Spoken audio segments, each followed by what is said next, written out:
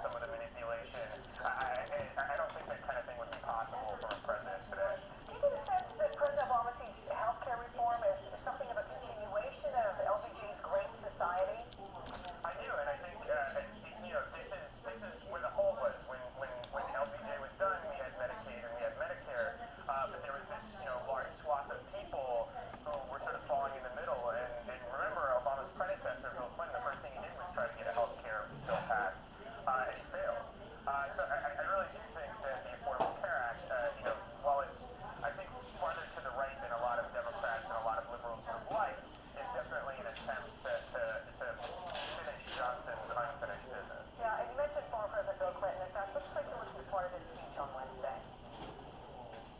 We're here because the Civil Rights Act and the Voting Rights Act made it possible for Jimmy Carter, Bill Clinton, and Barack Obama to be President of the United States.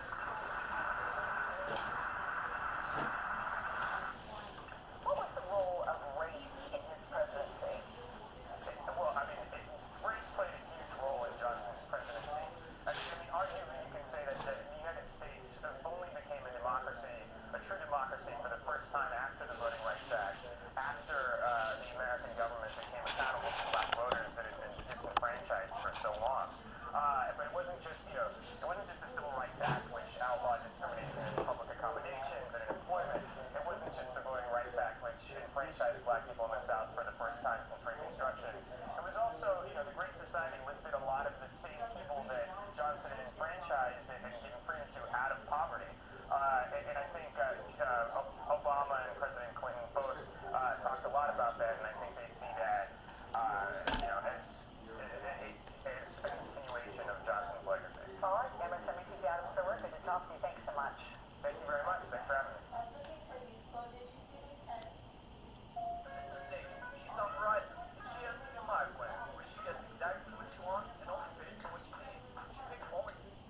Okay, that's their version of it, right? And I'll be right with you in a minute.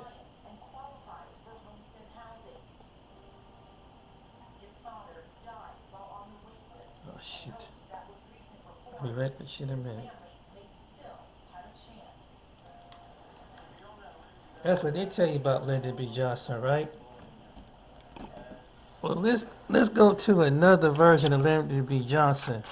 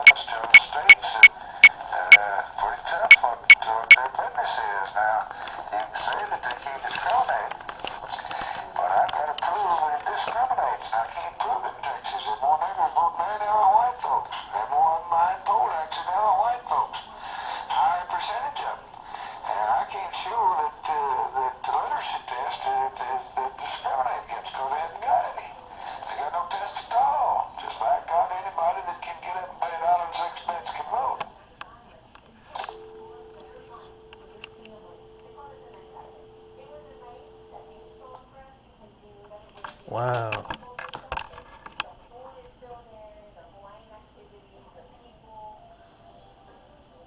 But yeah, that was Lyndon B. Johnson. But you're probably wondering why did I pick that topic to talk about? Whoops. Because the reason why I picked that topic to talk about is because this was happened recently.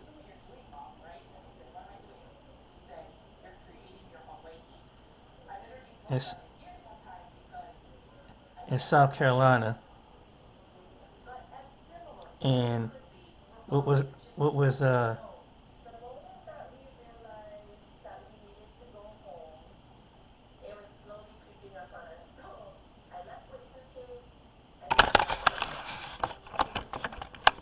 Brothers and sisters, we need your help, and we need it right now.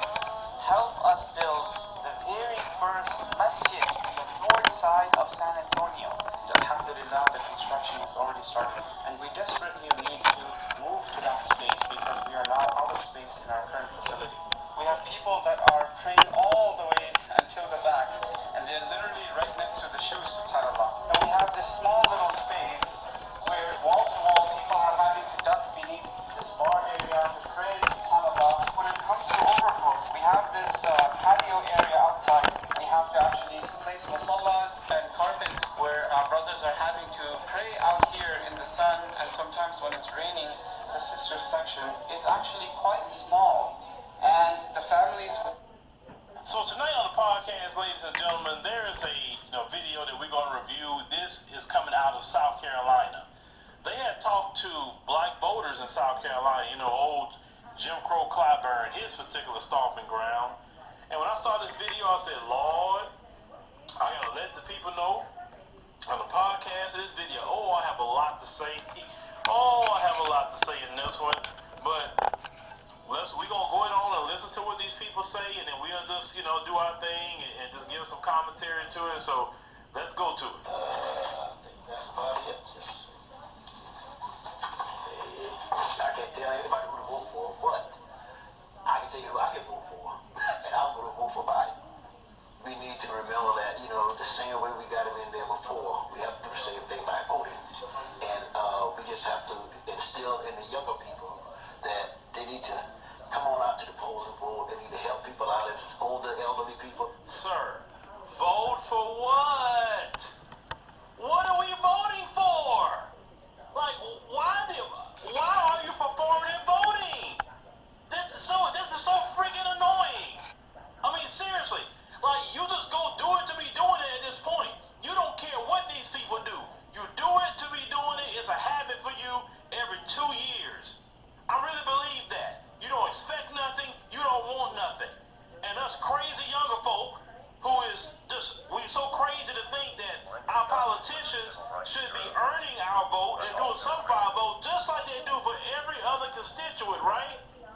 But he also said that we need to go out, get the old people, and take them to go vote.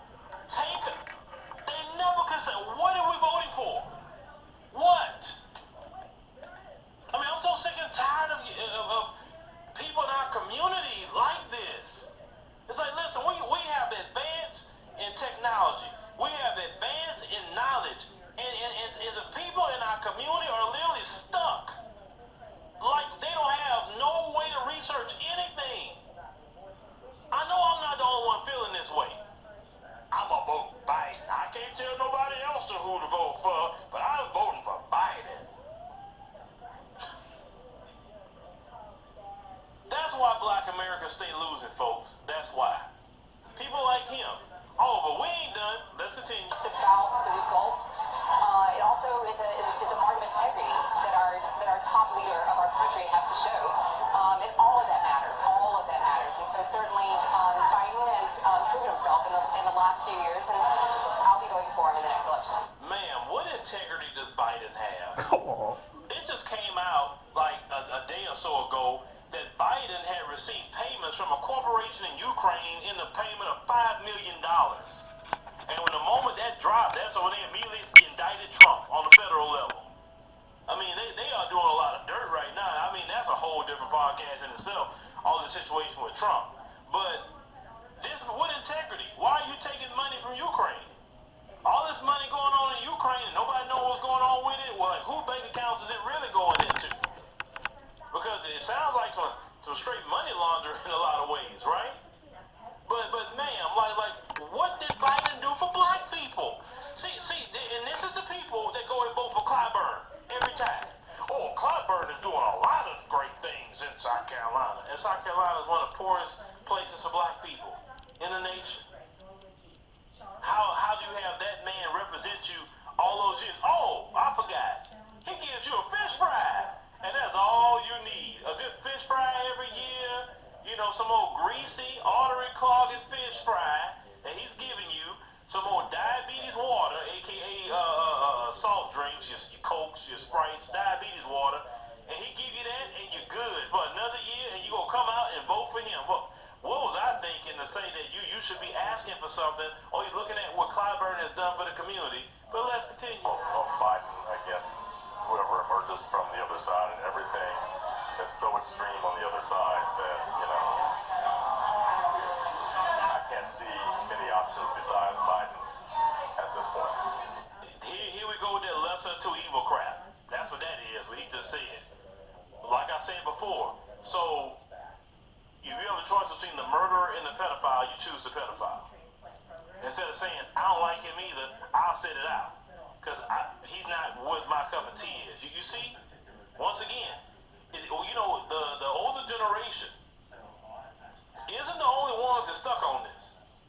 Because we always talk about the civil rights generation and what they do with their voting. And yes, they are a bigger block of voters, they are. But we're looking at two people who are considered younger than them.